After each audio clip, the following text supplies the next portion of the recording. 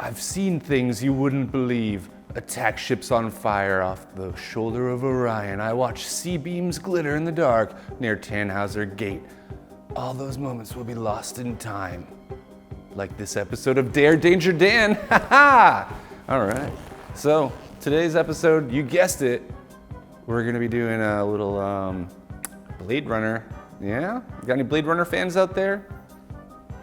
What? You never saw Blade Runner? Oh my God, you need to see Blade Runner, like, immediately. Don't you love it when somebody tells you that? Doesn't it make you want to see the movie even more? No, not really. Anyway, Blade Runner, cool.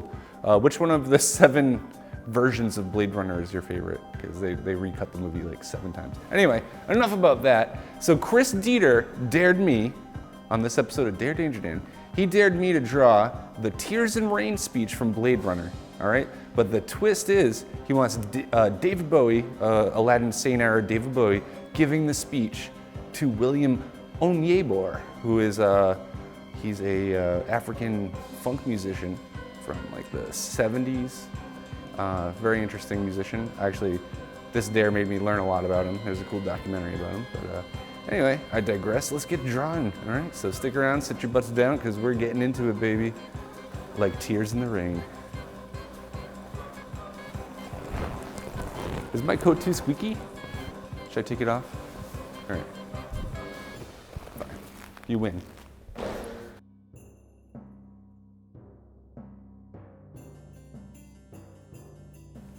Whipping out the old Sharpie once again. Believe it or not. Yeah, well, I gotta draw some box panels. Because it's gonna be like a 2-page comic strip kind of thing. Actually, now that I'm thinking of it, I really need my ruler. Oh, I almost forgot. All right, so for that part, we just were laying down some panels because I'm doing a kind of a comic book approach to this interpretation of Blade Runner, which is based on the book. What's the book called again? Wait, it's I know it, I do. I know it, it's Do Androids Dream of Electric Sheep? That's the one, Philip K. Dick. Yep, that's right. An amazing sci-fi writer, and definitely Blade Runner is an amazing movie, but only watch it if you want to. And definitely watch the final cut, because that's how the director intended it. Ridley Scott, that's right.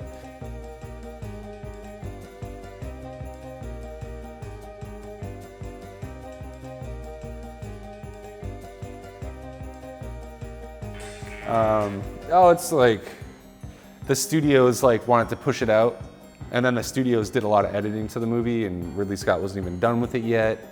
And then, yeah, this is why there's like 7 different versions, because like just Hollywood studio execs were just like, no, just put it out, and then, oh, you know what? Let's like forcibly make them do a happy ending on it that they didn't want to do. And they just cut out a bunch of weird random stuff and then they forced them to put over like Harrison Ford doing a narrative over it, which they didn't want to do. So I guess by some accounts, Harrison Ford sounds like he doesn't want to do it, and you can tell, and it's like kind of half-assed. But it was all because like test audiences, when they didn't have the voiceover, were like, well, I don't know what's going on, and then they did have the voiceover, and everyone that was involved in making it hated it, so they just kept doing all sorts of weird, like, so the director's cut, Ridley Scott didn't have anything to do with that, so it's like, why do they call it director's cut? The studio was just like, oh yeah, people are like kind of whining about this and thatting, so we'll throw our own director's cut together. And then Ridley Scott's like, you fucking assholes. And then he went and just made his own actual, it's called the final cut from 2007, would be the definitive one to watch. And that's what I'm gonna go home and watch tonight. So William Onyeabor? But yeah, so William Onyeabor, or Onyeabor? I really should figure out how to say that right. He's a Nigerian funk musician who at the time in Nigeria, 70s and 80s, had a huge accumulation of keyboards and digital musical instruments, which were really rare to find in that part of Africa at that time. And there was a lot of mystery surrounding him because he just won't do interviews, and he like gave up music for many years to become a religious man. And I don't know, there are a lot of theories running around as to how he got the musical instruments and what he was all about. But anyway, his music is quite lovely, very cheerful, always has a good message, very anti-war, and honestly, it's a really good time, so check it out. And that's William Onyebor, Onyeabor. All right, I'm gonna put my focus in now, because I'm drawing David Bowie, and I am a huge Bowie fan, by the way, so that should be stated.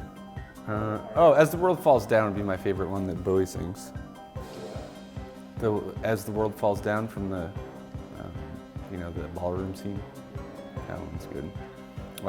And then just from the movie in general, not David Bowie, is Fire Guys. You know, the like pink and purple dudes that pull their heads off.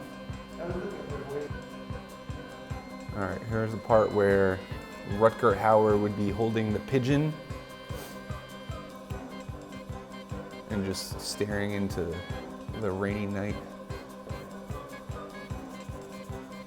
This is going to be yet another Impossible Tight episode, brought to you by Dare Danger Dan.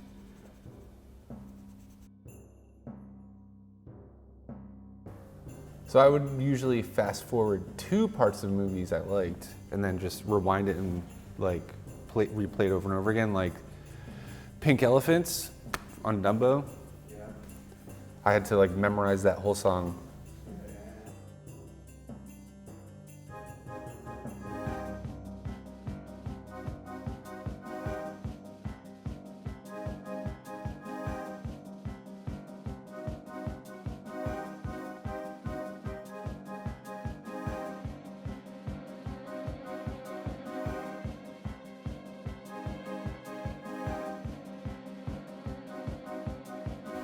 All right, next panel, here we go.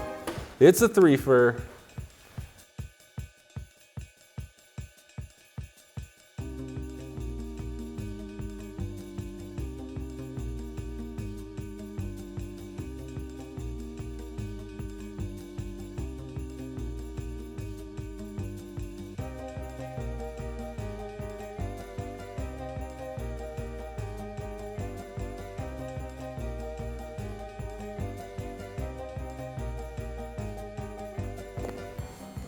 All right, all that details later.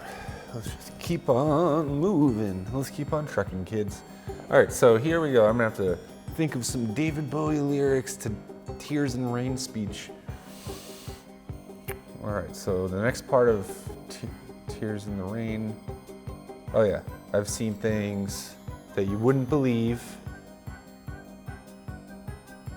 Let's turn that to, I've seen news that all the young dudes wouldn't believe, right? Sure, yeah. All the young dudes, made famous by Martha Hoople, but was actually written by David Bowie. I've seen news all the young dudes wouldn't believe. A starman waiting in the sky? Yes, I like it. The return of the thin white duke. Glittering like diamond dogs near Suffragette City. Yes, yes, yes, we're good. How do you spell suffragette? Let's hope I get it right. Yes, now we're on a roll. I guess I'm in more of a lyrical mood.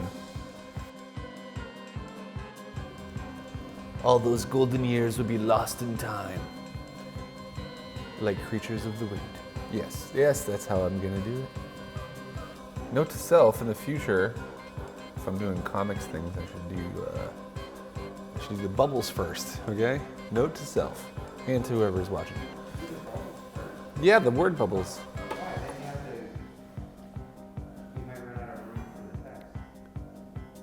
No, I mean write the text first, then the word bubbles around the text.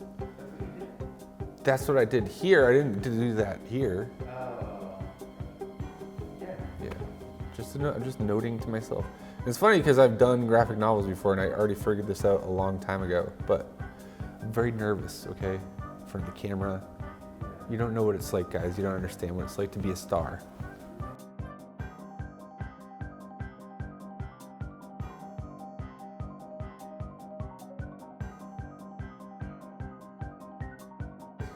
Okay, so we got, you remind me of the babe with the power.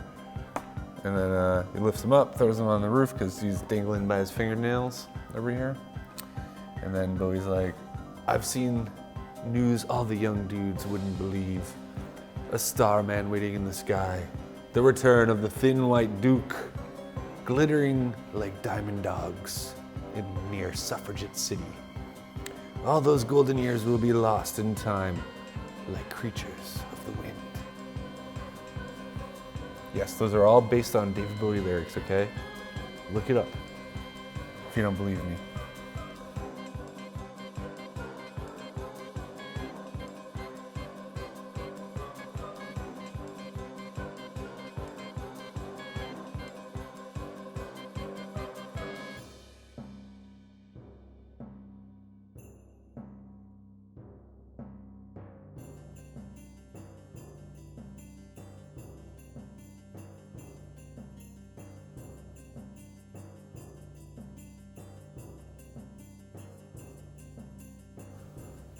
All right, almost there, kids.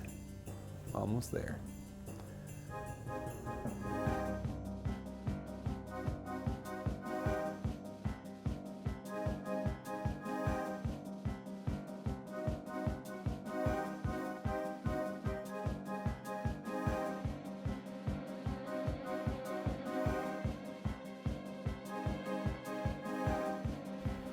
One more panel. And then you can change the channel. No, don't do that. Stay tuned.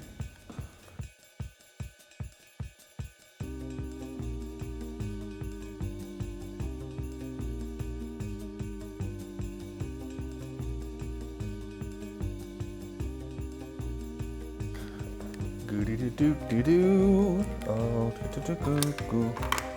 It's cuckoo time. All right, let's just zip on through to the other side.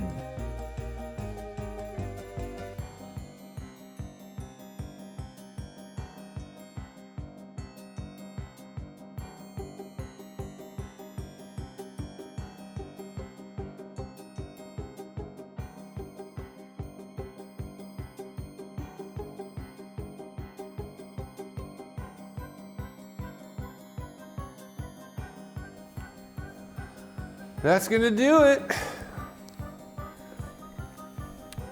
All right, one more time. You remind me of the babe. What babe? I've seen news all the young dudes wouldn't believe. A starman waiting in the sky.